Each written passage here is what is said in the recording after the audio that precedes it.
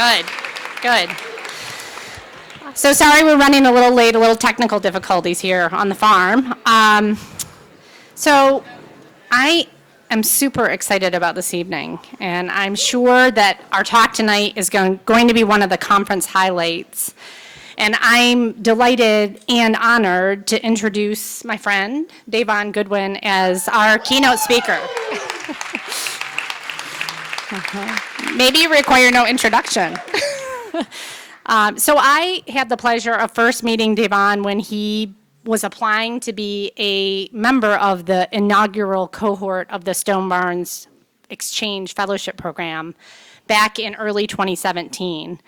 And the idea of that program is that we would bring together a class of emerging change makers who are going to lead the country and the world to a more sustainable food system. And we were looking for people from all kinds of disciplines, so farmers, chefs, scientists, activists, kind of anyone you can think of who touches food. And Devon immediately stood out during the process when we were talking to people and thinking about the kind of people we wanted to bring here to work with us. And I think the things that really stood out for me, and some of this you'll see tonight, are his perseverance. He's a deeply insightful person.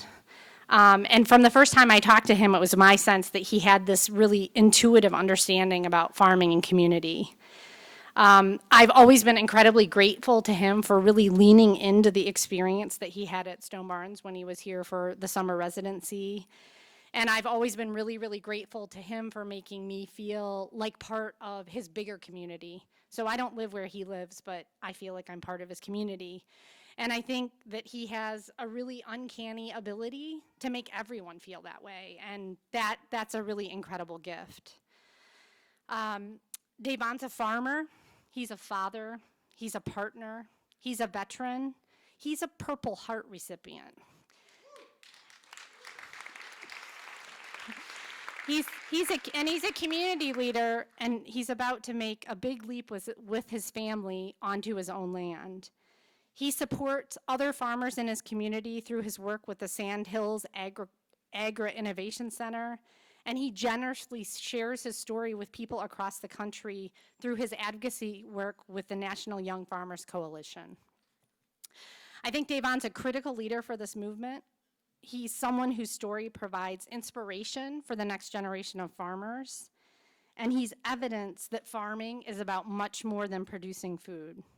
It's about connecting to land, it's about place, it's about soil, it's about community, and it's about making our planet better and safer for our children. So I want to leave you, before Davon starts his talk, with a clip from a new documentary miniseries called The War Within, and Davon is one of the featured characters and participants. And he talks in the film about how he uses farming to build community and how he used it as a bridge back to civilian life. And one of the reflections that Davon shares in a clip that I saw early on is he reflects on kind of who he was before he had some experiences he's going to share with us tonight, and says sometimes he feels like he's chasing that person who he was before. And I just want to tell you that I love the you that I have gotten to know, and that I'm really, really grateful to you for being here tonight to share your story with this group. So thank you.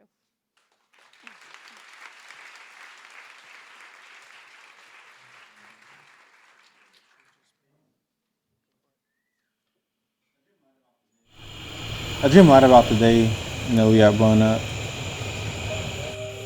We got to the Helmand province of Afghanistan, which is like hell on earth. You can hear the helicopters flying in and out, the exchange of gunfights, and so it's like, what did I get myself into? The vehicles in front of you and back, you start getting blown up. It's like, all right, it's getting mighty close. I can feel these concussion waves, and then, boom.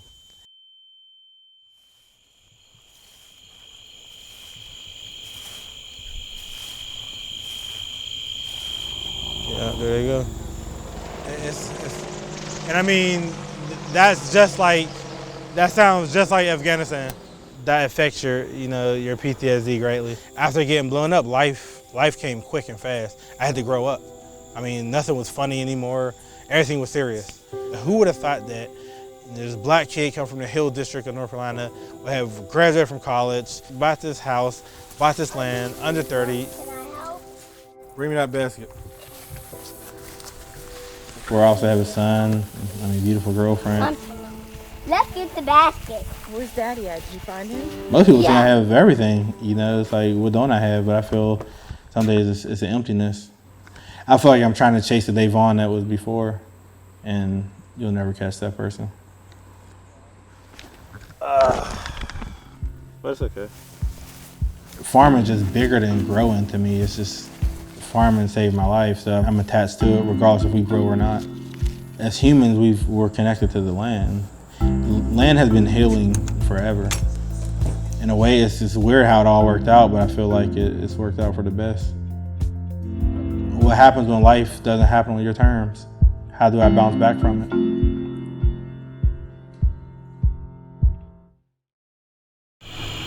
I dream a lot about the day, we got blown up.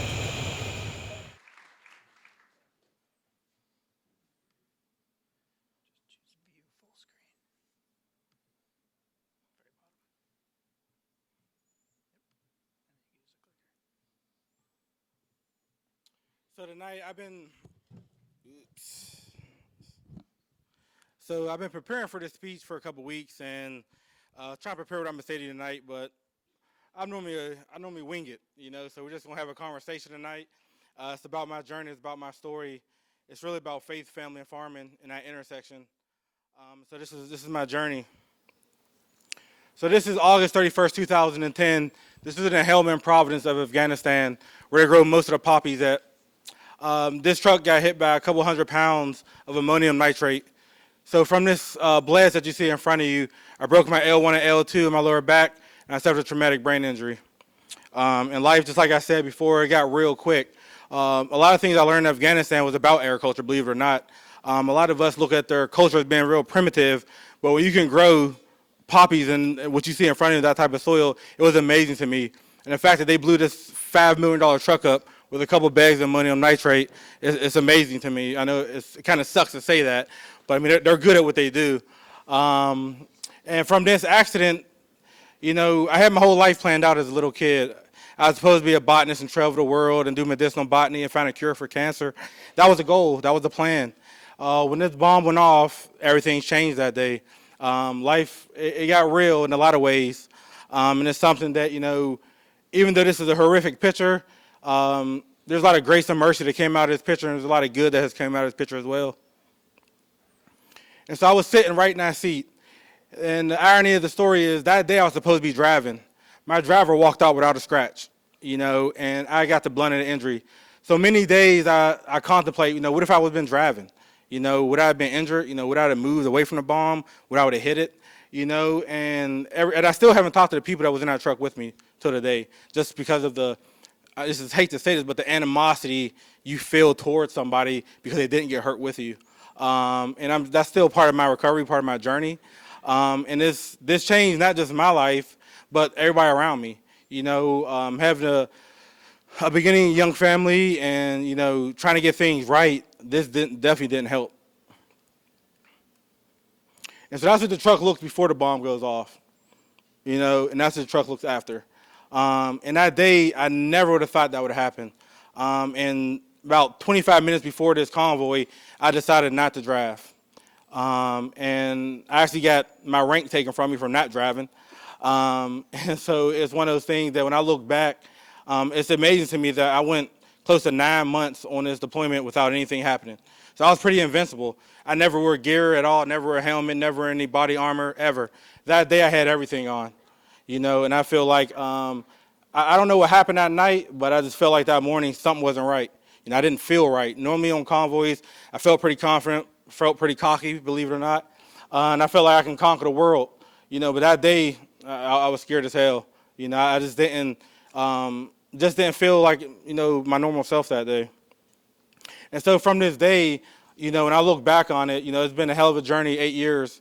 A lot of good things, a lot of bad things have happened. But without this, in a way, I wouldn't be here in front of you, because before I got hurt, it was all about me. I had kind of a selfish, idealistic look on, life. Me and Kenya at the time, we had this kind of what I consider a Miami Beach lifestyle. We were going to be doctors and travel and do all of this, and this got me closer to the community, which I'll talk to you about. This was something that I feel like in life, sometime in life you're brought to your knees, and the whole thing about the whole story is, what do you after that? I could either, lay down or I can get back up and continue to fight. So a couple years after that, this little boy was born. This is a mirror.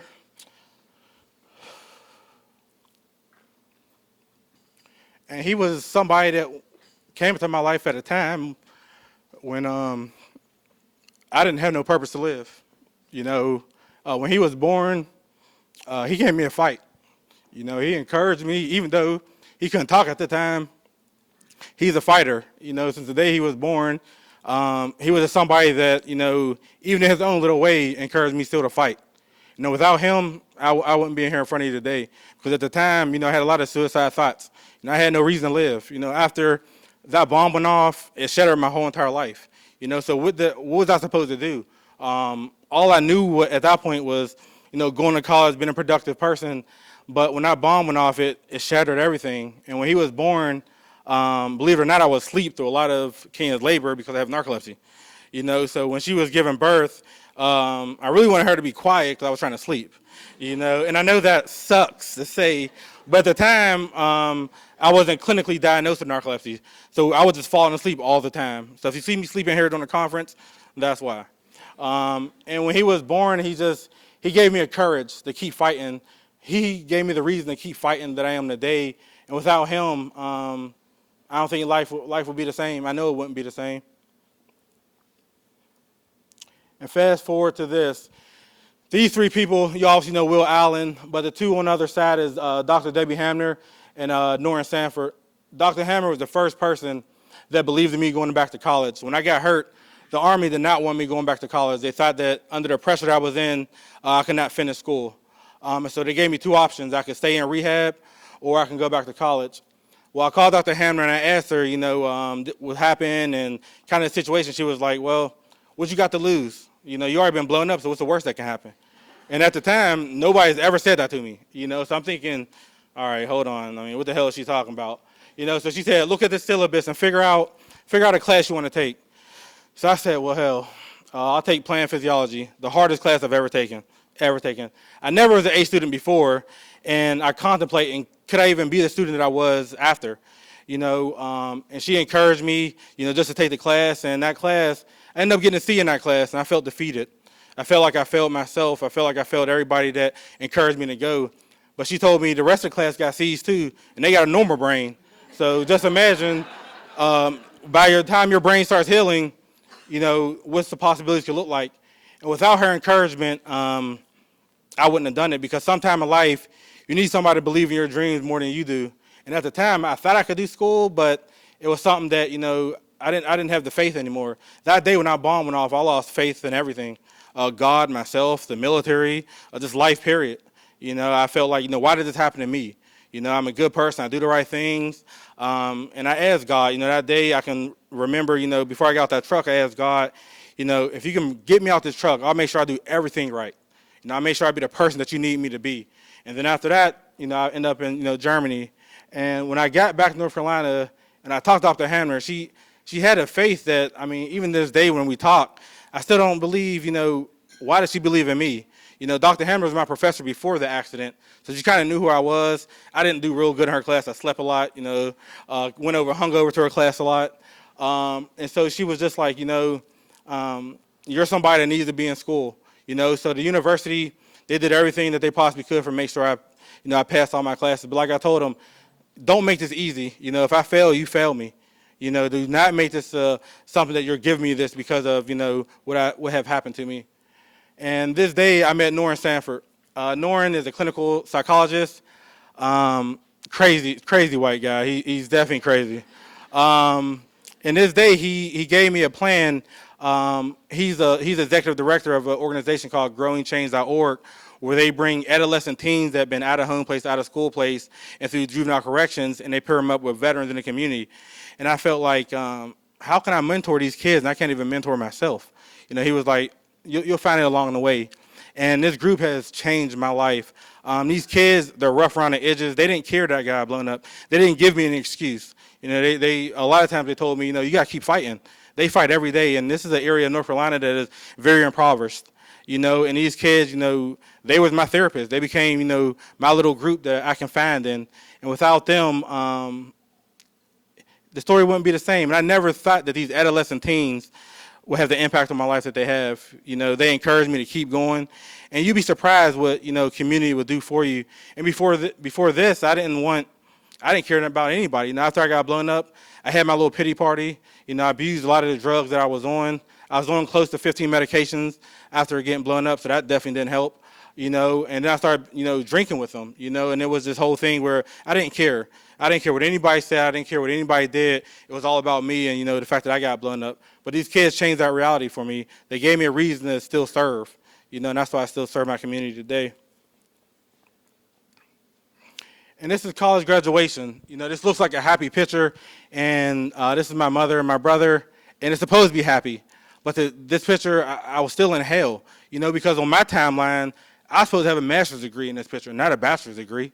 You know, so I felt like I still wasn't accomplishing what I needed. You know, I still felt like, you know, even though I'm a first college student to graduate in my family, it still wasn't enough. I still felt the emptiness and the fact that, you know, when I walked across stage, I was angry. You know, I'm like, man, you know, I finished, but I didn't finish the race that I was supposed to finish. You know, and it's been something that I still contemplate today. And so after I graduated from college, you know, the hard part about narcolepsy is nobody wants to hire you because you can fall asleep all the time, which I understood that. I got it, and I went to job interview after job interview, and everybody's like, oh, your resume looks great, but, I mean, you're going to fall asleep. I'm like, yeah, probably, but could you just give me a chance? And they were like, no. And so I went about 6 months without a job, but I kept volunteering on other farms. I kept, you know, volunteering with the juvenile group that I was in. And Norrin Sanford, he told me that he had a friend who owned a farm. And I'm like, all right, well, I never been on the farm at the time. Never seen pigs, never seen goats. You know, I'm an inner city kid from Pittsburgh, Pennsylvania. You know, never seen nothing. You know, I didn't even know North Carolina grew grapes, you know. And so he introduced me to Dr. Neil and Soledad Griffin, who has been angels to me. You know, this is a family from Alabama who believes in community. And they told me to come out to the farm. They were looking for a new farm manager, and they're like, well, just come out. You know, you may like it. He's like, I got a little farm. Well, when I came to this farm is 466 acres, you know, and I'm like, this ain't small. And he's like, well, it's all sustainable. And I told him, I'm like, you know, I don't know nothing about any of this. You know, he was like, well, it's okay. You'll learn, you know. And so he hired me as his farm manager. And this was the start in my life when things started to look a little brighter. You know, because I truly believe once you put your hands in the dirt, you'll never be the same again. I feel like the soil has a healing component to you that is almost undescribable. And he encouraged me just to, you know, figure myself out on this farm. You know, so him and his wife hired me, a kid that had no experience in livestock, no experience in raising grapes. We have about a 300-acre tree farm. Never knew any of this, and he took the chance on me. And I always asked him, you know, why did you take the chance on me?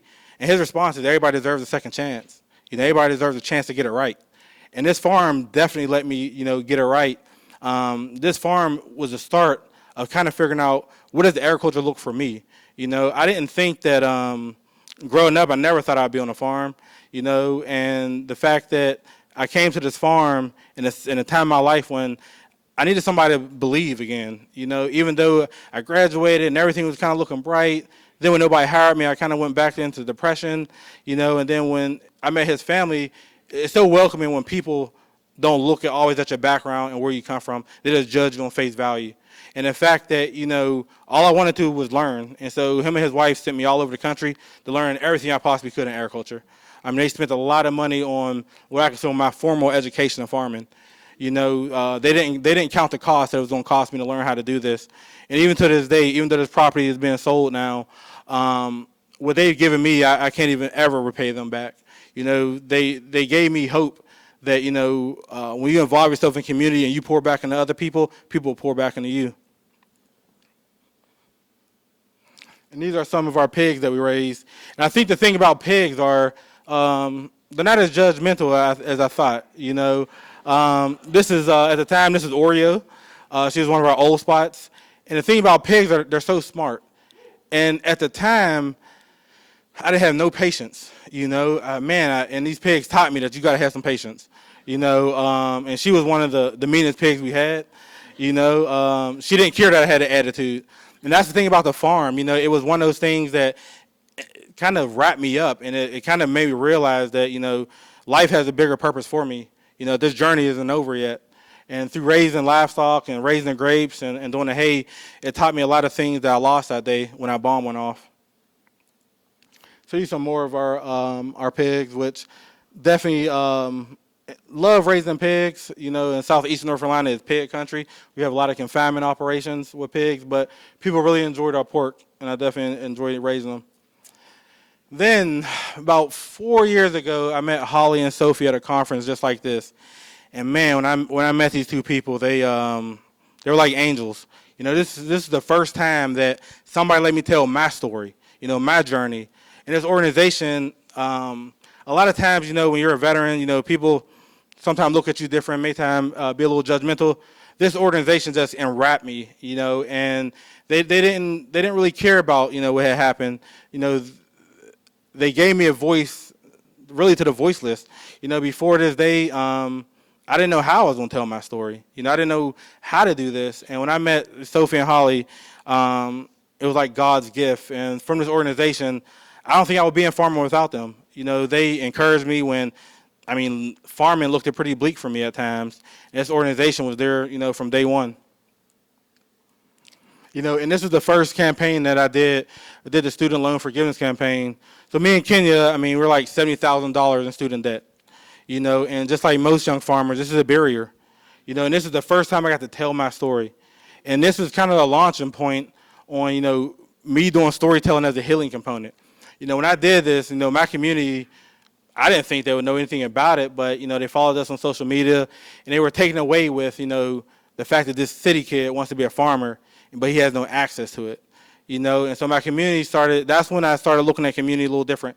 People start asking me, well, how are you going to do this? You have all this debt. Like many of us in this room, we have this dream of being a young farmer, but we have so many obstacles in front of it. And when the National Young Farmer Coalition let me tell my story, this is the start of breaking a lot of barriers down for me, and I think for other young farmers around the country. And this is something that, I love the shirt, obviously it says bacon. And I think one of the biggest things that, I feel like storytelling is it's not just healing for the storyteller, but it's healing for everybody else who hears the story. And I felt like, and I was kind of nervous about doing this, but I didn't want anybody in my business. I felt like, I just want to farm by myself and do my own little thing. But, the organization definitely encouraged me to tell my story, and it started to, kind of bring some light on what the student loan debt mean for a young farmer. And this is about 2 years ago. This is the first time I've ever been to D.C. In the back of my mind, I wanted to go, but I didn't want to go, because D.C. politics, I'm asking myself, I don't do politics. I just want to farm. I don't care nothing about, what's going on. But boy, did I know that, telling my story to my congressional members would mean so much to them. I didn't think that anybody back in North Carolina would even know I was in D.C. I kind of snuck away, from work and kind of snuck up there. When I got back, it was kind of like a firestorm. People looked at me like, man, we didn't know all that was going on, and Tom Tillis and Richard Byrd definitely called back to my county, and kind of shared, what my story meant to them, which meant a lot, because I didn't think these two guys, I didn't think, they cared about me. This black kid from, southeastern North Carolina, which we do big agriculture, I'm a small farm. I didn't think they cared at all. But I still keep in contact with them, and they still send their emails, and Richard Hudson's in my district, and he comes to my facility a lot, and it's something that from this day, I really started thinking differently about, how we interact with our elected officials, because they work for you, we don't work for them, so now I challenge them, how they're going to make farming better for people who look like me and young farmers just alike. And this is the start of OTL Farms. So 2 years ago, Dr. Griffin and his wife made a decision to get out of farming. And so they said, well, you can lease as much land as you want for no charge. We don't care what you do, just don't burn the place down. And so I was like, all right, well, I probably won't do that. So they encouraged me to figure it out. And at this time, I was kind of nervous about starting my own farm. But at the time, I had no land, no equipment, no money, and so it was one of those things that how am I going to do this? How am I going to come from being a farm manager to being a farm owner?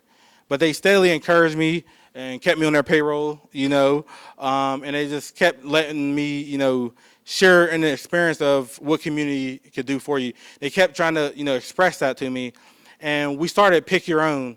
And a lot of people wanted to come into this farm because it's one of the biggest tracts of land in the county at this point. And I was kind of nervous about letting people in because this was my refuge. This is my healing point. I didn't want nobody to bother it. So even farming could be very rewarding. It became very isolating.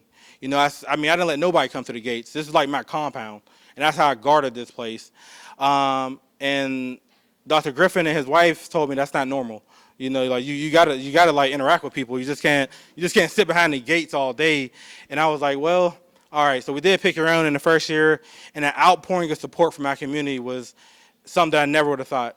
I never would have thought these people would have cared so much. And the camper that you've seen is the camper that I live in. And so people offer me to have dinner at their house and wash my clothes. I'm thinking, in the North, we don't do that. I ain't about to come to your house. It's a little different. And they kept telling me, they're like, well, just come over and have dinner. Come wash your clothes. And through that exchange, it made me feel a part of something bigger than myself. It made me feel that farming is just bigger than the dollar. There has to be a greater reason why I farm than just trying to pay the bills. And through the start of OTL, I started figuring that out. And these are some of the grapes. So we are muscadine growers. We grow the best grapes in North Carolina. So these are some of our table grapes that we produce. And it's something that grapes kind of changed me. I think the process of raising grapes, and I didn't know nothing about any of this, and yeah, I've killed a share of my trunks, and, we had a lot of, issues. But the good thing about raising grapes is, since I have narcolepsy, I'm awake at night. So we harvest all of our grapes at night, just like in the video. So people ask me, why the hell are you out there in the middle of the night? And I'm thinking, well, if you look at the way sugars are stored in the plant, the fruit stores it in the middle of the night, when the sun goes down. So we have a higher bricks content. Our grapes are a lot sweeter at night than they are during the day. And since I'm up during the night, I felt like, well, hell, I still should be working. So we go out there with headlamps and construction spotlights, and we harvest. And it's something that, I don't know, to me, that's the way you're supposed to do it. And this is our vineyard. And this vineyard, in a couple weeks, will be bulldozed. They're going to bulldoze the whole 10 acres, and they're going to put it under conservation. They're going to plant pine trees on it. So this land was sold to Nature Conservancy, to do longleaf pine plantation style.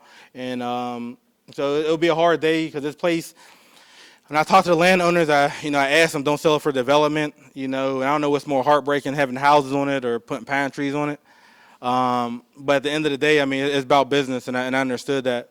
And what this farm has done for me and my family is made me a better father. This is when me and Amir interact. This is our part that we interact with. He's an outdoor baby, and the time that we spend outside is priceless. When I first became a new father, I don't know what the hell I was doing. I grew up with a single mother in the house, and so I was still trying to figure out who I am as a person, and still trying to figure out, how to be a father. And without this connection to land, I don't think I would be the father I am today. And so this is how we harvest our grapes when we do wine. So normally when we harvest, for the winery, we do about 40 to 50,000 pounds of grapes, which sounds like a lot, but in the scale, it's not too much. And this is the machine that I have to pay for, since I can't afford my own. Well, that machine is about $250,000. But he can harvest, my 5 acres in about 2 hours, which you cannot do that by hand, obviously. And so there's a couple more pictures of our grapes. And so we've gotten big into the value added. This is a muscadine slushy that's made from our juice that's on the farm. Because the whole thing about the grapes last for 6 weeks, but our juice lasts for 2 years. So when you figure out, as a young farmer, how are we going to make this work? Because we wait 9 months to get a profit from this crop. And so we had the idea of, turning the product into something that will last a lot longer after grape season. And the value added space has been great to us. It's definitely been a way that we've been able to engage, with more buyers. We sell a lot of our grape juice to daycares and community centers, and we only package in glass bottles. because we feel like that's just the way it's supposed to be. We don't use any plastic in bottling. Well, to be honest with you, a lot of buyers don't like the glass. A lot of daycares don't like the glass because they feel like it can break on the kid's face. So they want us to do plastic, which we will never put the juice in plastic, and so we'll have to look at that as we move forward. And so it's a picture of this season before the hurricane came in. And so this is what our grape juice looks like in the store. And so it's one of those products that it's been amazing, I think what the product has done, not just for our farm, but for our outreach. I definitely believe that, farming is bigger than me. It's about community. And, when I look at, my next journey as being a landowner, community is why I got here. Without the investment that my community made in me, there's no way I would be here. So as we take our next farming journey, I understand that people may say, if Julia Shanks is here, she may say, well, what about the money? What about the finances? But it's bigger than that. I feel like, well, yeah, we got to pay this mortgage, but also, what about the investment in my community? Because at the end of the day, when you have no product to sell, your community is still going to be there. And so we put more into the community than we are in our bank account. And some people may say, well, that's not a good business model, but I really believe that the more you pour into them, they'll pour into you. And so this is right before the storm came in. So this year, we lost half our crop, because Hurricane Florence came in and took all the grapes away, which definitely sucks. And here are some more pictures that we've had taken at the farm. And so these are the goats that we raised in the hay just before we transitioned over to just doing grapes. And a grape is really about a $50 size. So if you're not from the South traditionally, most people have never had a muscadine grape, but it's the best grape in the world. To Northerners, you will love it. It's definitely a grape that you will love. And so my interaction with my community means the world. This is an African-American group that comes out to the farm every year. And for me, I never had an interaction like this, when I was their age.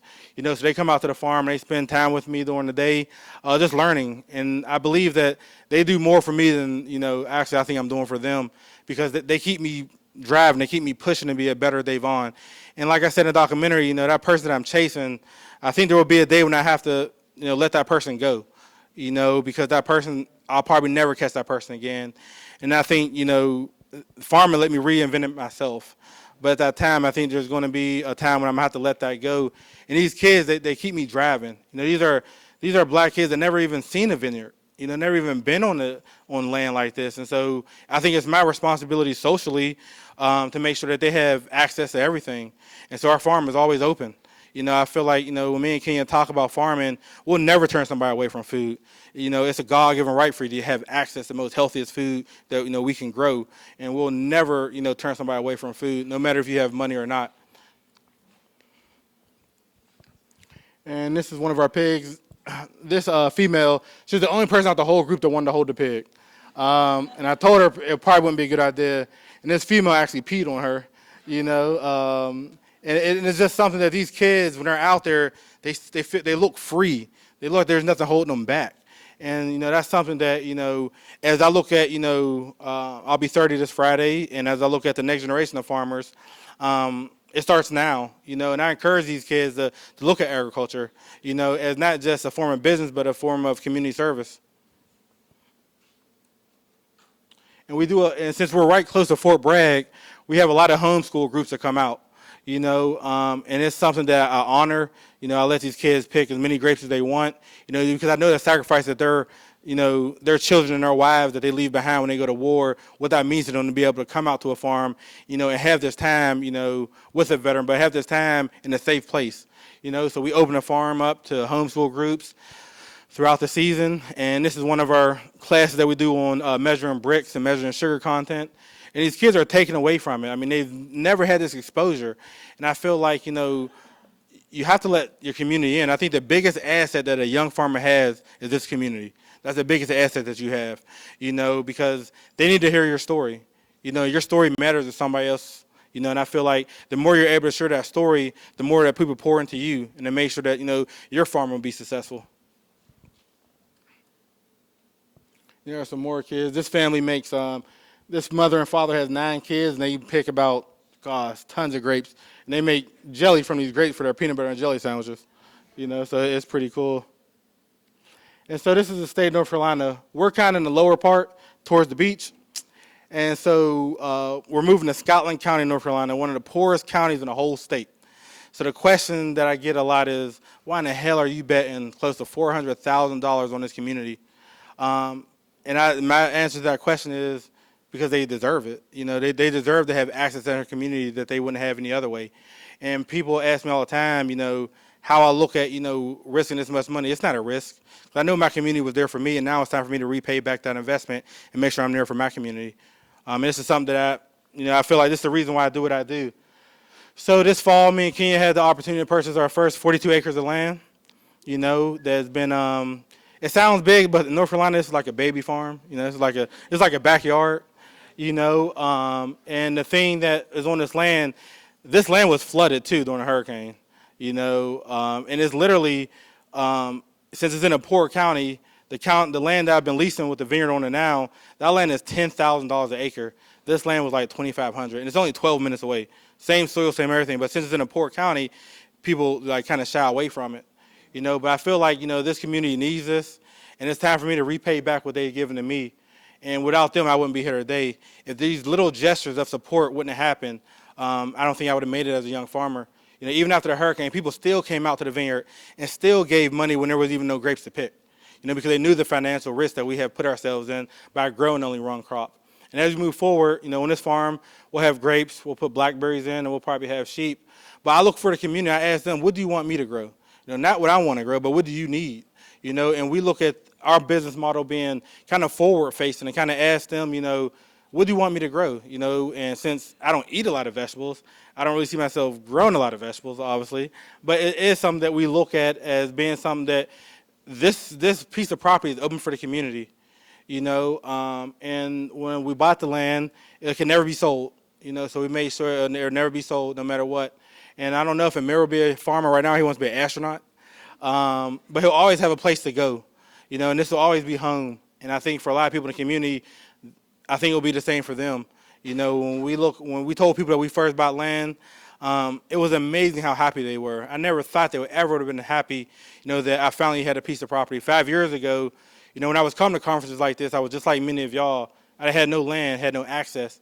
But through community, a little bit of faith, you know, God makes a way when there's no way, you know, and he made a way for us to buy this. But without community support, I would have never found out that this land was for sale and would have probably had no access to even buy it. You know, so it's something that, you know, I'm indebted to my community. And I think, you know, when you look at your farm business, your business model needs to include your community. You know, that needs to be, to me, in your business structure, because without them, there's no way you're going to pull it off. And so this is more pictures. And this soil, our soil is straight sand. So we are in the Sand Hills region of North Carolina. And so we have about 36 inches of sand. You're farming at the beach. So this soil has less than 1% organic matter. You know, it sucks. It really does. And so the whole thing is, but it's good for growing grapes. It's good for growing a lot of perennials, which we'll dive deeper into as we move on. And so this is like part of my Mount Rushmore farming. You know, one person that's not on here is Mr. Michael Gorman, who's here tonight. These people have been instrumental in my farming development. I mean, Lindsay, she's been like a sister, you know, encouraged me along the way that, you know, my story matters and to share my story and to make sure that, you know, I keep fighting. You know, when I met Will Allen a couple years ago, he was the first person that kind of gave me hope, you know, that I could do this, you know, that I can be a young black man and own land in the South, which sometimes it's not an easy conversation to have, you know, but he encouraged me to keep fighting, keep working hard. And then Mama Washington, you know, man, I can't even thank you, Ms. Washington, what you've done for me. A couple years ago when I first met her, you know, she has a spirit about her that is like no other. You know, when I got into her presence, I just knew that this is the right person I needed to be around. You know, she embraced me like a son and gave me the encouragement from somebody who looks like me that it's possible to be a landowner. I think oftentimes people of color, you know, it's been a hard road to be on the land. You know, it's been a fight, you know, and I think oftentimes, especially in the South, you know, that story is told a lot of different ways. But owning this land lets me rewrite my story and rewrite my story of people who look like me to have access to be on the land. And so I want to thank these 4 people. Obviously, Michael Gorman from the Farm and Veteran Coalition. Without him, I'd have never came to Stone Barns. You know, he offered me to come here a couple years ago, and through him, I mean, he's done so much for me. I can't even thank you, Michael, for what you've done for me, not just as a veteran, but as a person. I think oftentimes, you know, we look for these people, and they're right next to you. They're right in your community. You know, I mean, people have reached out to me that I never would have thought, you know, would have reached out to me. And so I'm definitely grateful. And so to the biggest supporters, this is Kenya in the mirror. I want to thank you for always having my back in a time where I didn't even have my own back. You know, a time when I think many people would have left and given up, but you haven't. So I want to thank you. So that's my story. That's my journey. So I'll open up for question and answers.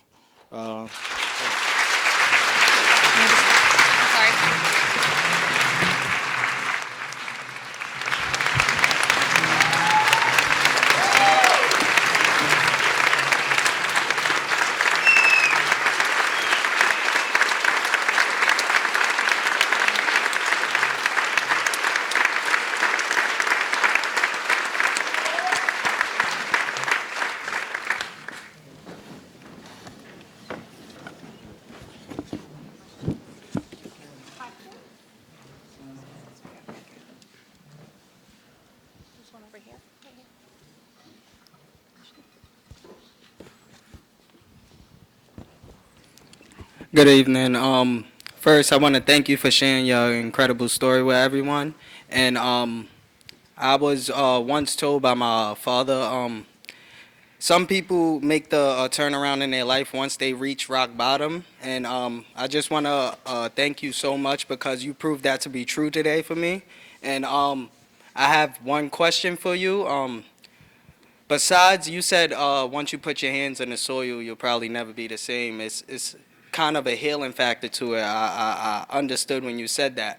But besides your farming, like in your family, in your community, was there anything personal that you would do to cope with what you was going through?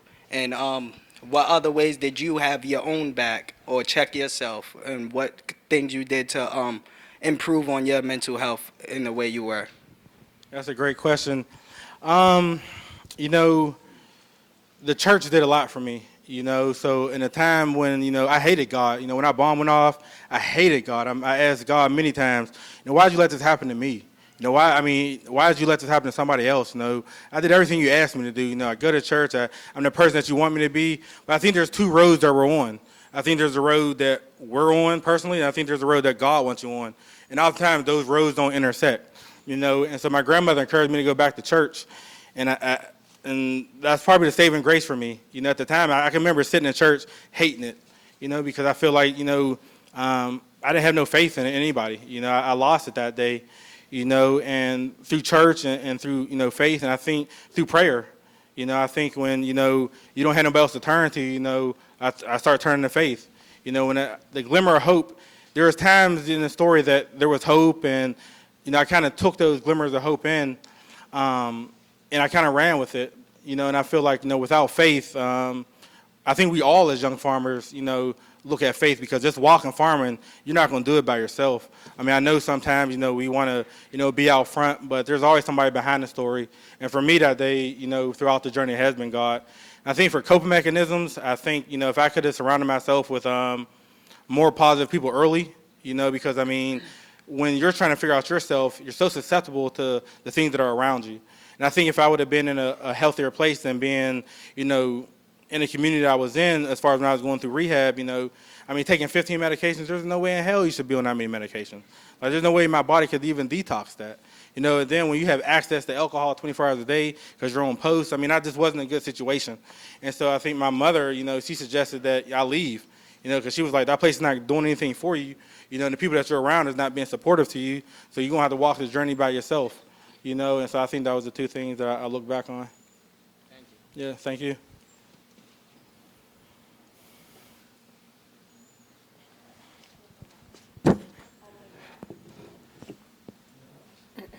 Thank you for your inspirational story. It's a reminder to all of us to take stock in the small things in life that make a difference. One thing I'm really struck on is the 10 acres of vines that are going to get plowed.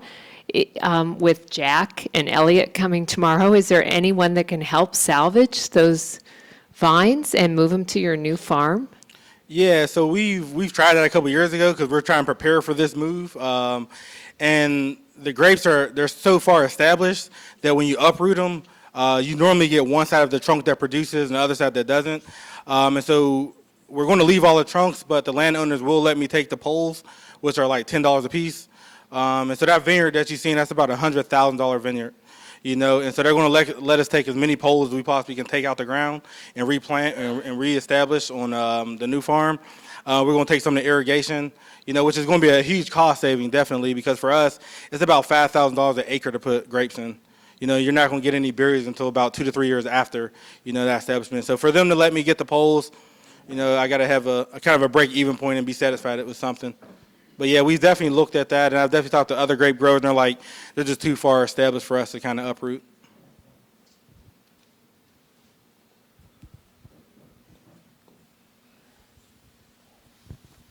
Why did you choose grapes, and how did you start marketing them? Yeah, so grapes are on the property that I became a farm manager on, so they were already there. And so that was one of the things that we just looked to because I had to manage them. And the marketing has been great. I think the biggest thing that we do, the biggest part of the business is pick your own. So we let the community come in and people come from 2-3 hours away just to pick the grapes. We normally run out of grapes, so our market is pick your own. We do ship out of state. We do sell at the farmers market at the Raleigh Farmers Market, which is at the, one of the biggest markets that we have in North Carolina. Then we also have a CSA that we sell out of, so those are kind of like our market avenues. But the big thing for us has been pick your own.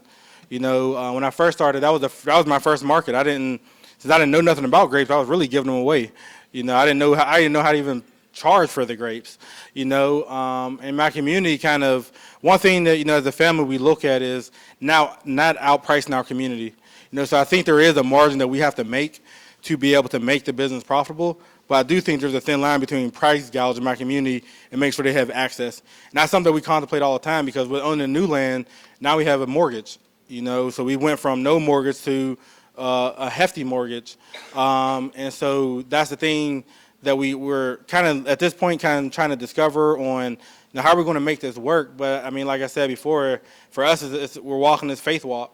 For me and Kenya to be first-generational farmers and don't come from a farming family, it's a walk by faith, And so I truly believe that since, my community has poured into me, this is the least I can do and make sure they have access. And the access in this part of North Carolina is such a big deal. I mean, this is the poorest part of North Carolina, and so a lot of people don't look at even marketing to these people, And so I feel like, as a part of the community, as a person of color, then this is my family. I don't look at them as just people in the community. This is my extended family, and I have to make sure that they're always able to have access.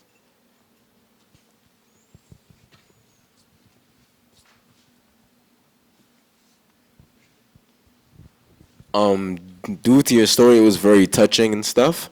I wanted to ask you, like, being at your very, your lowest bottom level, do you ever feel like if you never, came across farming, because, I know it's a lot of people, I know, they had a lot, rock bottom, and they feel like they want to give up, really badly, and it's like they have no hope that they're going to find something that's going to bring them back up, what is your advice to, bring them back up and have them keep going through all those hard times and still have faith?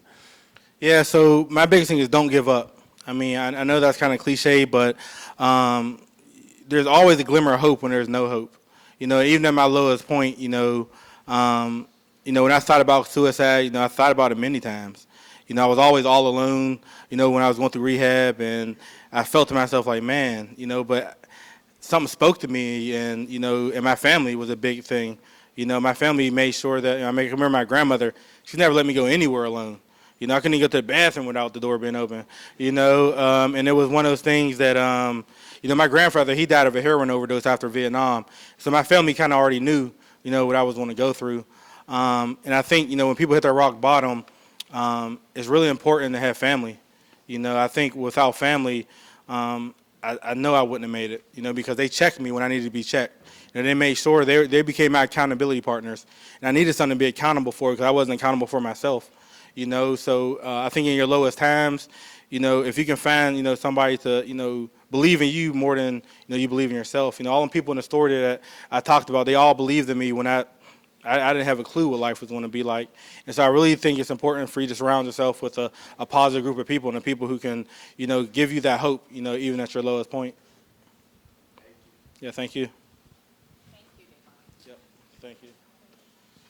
Yep, so I have one more question. So Kenya, it's been 10 years. And so, will you marry me?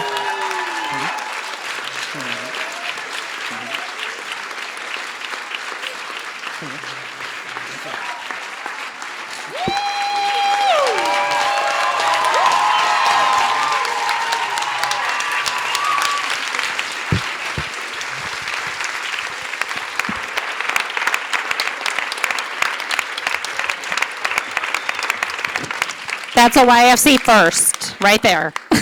Congratulations.